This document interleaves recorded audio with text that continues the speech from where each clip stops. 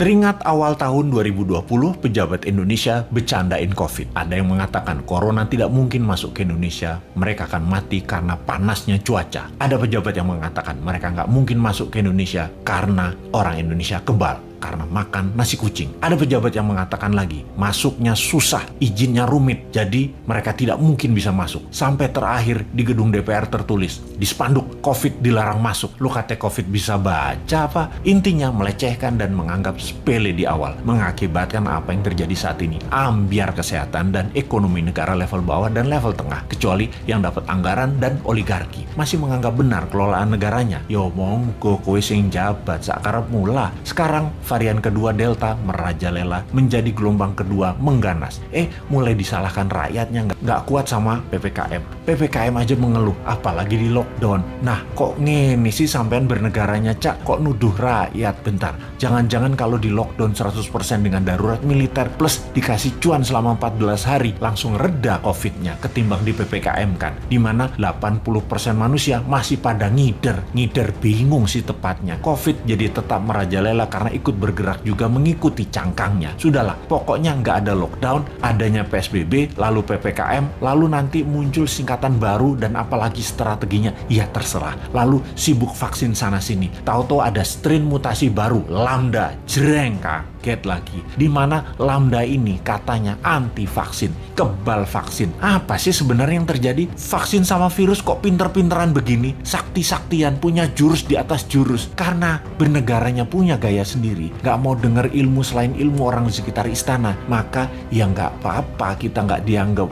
Walaupun kita selalu memberi solusi melalui sosmed, kita ingatkan versi lain. Pernah kita berikan solusi pakai gelang hijau, fokus di daerah hijau, dan pakai darurat militer, gak digubris. Memang sih sudah pasti ide kita dilepeh. Yowis, rapopo. Kalau buat simulasi alternatif lain ada nggak? Pemerintah buat nggak? Skenario A, B, C, D, dan lain sebagainya. Sungguh loh, ini semua harusnya banyak alternatif yang kita buat solusi dengan banyak skenario. Ada skenario perang dunia, invisible war, skenario pandemi untuk tujuan politik, atau ini pandemi biasa. Oh lupa, selama hampir 2 tahun ini masih kekeh COVID itu pandemi biasa, bukan ada skenario konspirasi dan bisa selesai pakai vaksin. Dan pendapat ini dipegang kokoh, ngotot banget, COVID pandemi biasa dan selesai dengan vaksin. Itu keputusan maha benar. Kalau kita new mind punya banyak alternatif berpikir dan skenario bertindak, beda dengan old mind. Kalau ini adalah perang dunia, kita harus segera memutuskan ambil posisi dengan siapa kita berteman, dengan Nazi atau dengan sekutu.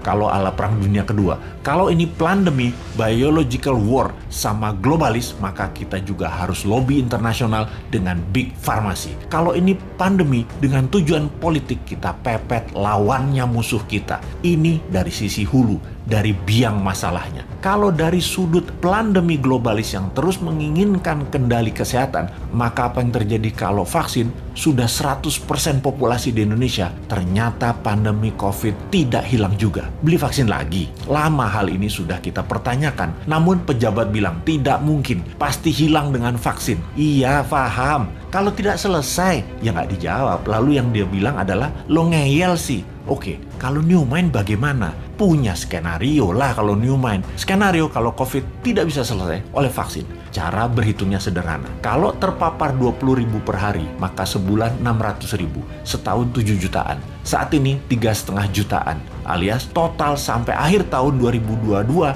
bisa mencapai 15 jutaan. Dan ini baru memapar 5-10% populasi. Dimana kalau ternyata vaksin tidak menyelesaikan penyebaran COVID, maka 7 tahun COVID baru hilang dari bumi Nusantara. Karena untuk herd imunitas harus 70% tercapai. New Mind agar tidak bertele-tele solusi kesehatannya, ditambah memfokuskan solusi COVID adalah pakai imunoterapi, imunomodulator, stem cell, dendritic cell, multivitamin booster, dan sejenisnya. Selain vaksin yang ada, pakai printing money modalnya supaya stok siap di akhir tahun 2021 ini. Kita tambah skenario, apa yang terjadi kalau setiap 3 bulan varian baru dimunculkan. Lambda yang terbaru misalnya, ini sudah diluncurkan dan sudah terdeteksi di 26 negara, sudah terpapar. Malaysia tuh masih 0 kasus, tapi sudah panik sejak bulan lalu dan mulai membuat persiapan macam-macam dilakukan. Karena yang Lambda ini kebal terhadap vaksin. Imunitas tubuh manusia yang bisa menyelamatkan diri sendiri dikasih booster. Kalau pejabat sekarang tahu nggak ya tentang Lambda, Theta, Upsilon yang bakal muncul? Atau tahu apa nggak juga kita nggak tahu. Punya rencana apa menanganinya juga kita nggak tahu. Atau nggak percaya bakal ada Lambda, bakal ada Upsilon, bakal ada Theta seperti awal tahun 2020 kemarin. Ya monggo.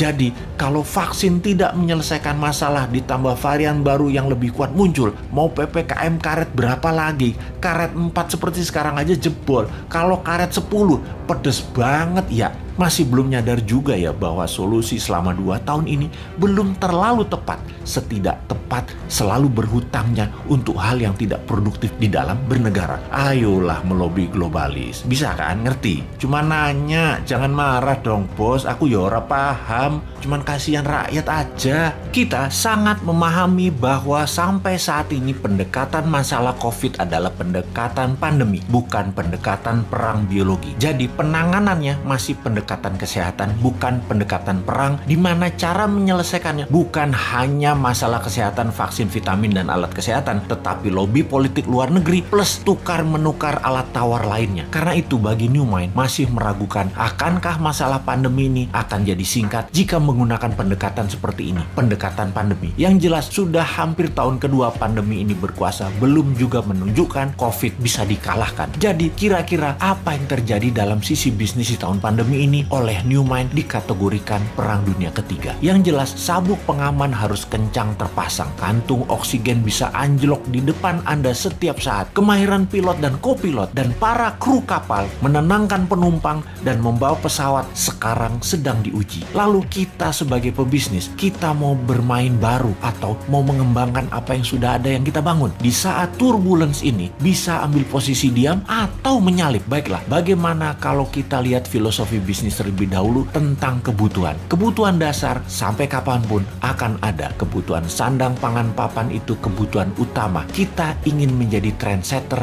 menciptakan tren baru, atau kita mau lebih tinggi lagi, yaitu pembuat tren, yaitu sebagai game changers, pembawa perubahan aturan main baru dengan membuat lantai dansa yang baru. Seperti Elon Musk dengan Tesla, dengan SpaceX-nya, dengan rencana tinggal di Mars. Itu game changers. Kita tahu sulit menjadi game changers seperti cita-cita New Mind yang mau ganti Old Mind di politik Indonesia 2024. Keras sekali perlawanan kaum Old Mind dan buzzer berjuang dan buzzer rupiah berjuang membantai New Mind. Pokoknya jangan sampai New Mind berkuasa dan menjadi negara super power aja Indonesia ini. Tetapi sungguh New Mind tidak akan diam. Bagaimana kalau begini sahabat? Tak perlu kita fokus terlalu jauh dulu dan akan membuat Indonesia menang secepatnya. Lebih baik kita persiapkan diri kita untuk berdaulat dulu secara pribadi. Sungguh, sekali lagi sahabat, kita yakin dan meyakini bahwa New Mind pasti menang di 2024. Ini sebuah kepastian. Di tahun 2030 Indonesia 3 besar dunia. Ini kepastian. Di tahun 2045 Indonesia negara superpower. Itu suatu kepastian dengan syarat semua sahabat berdaulat secara ekonomi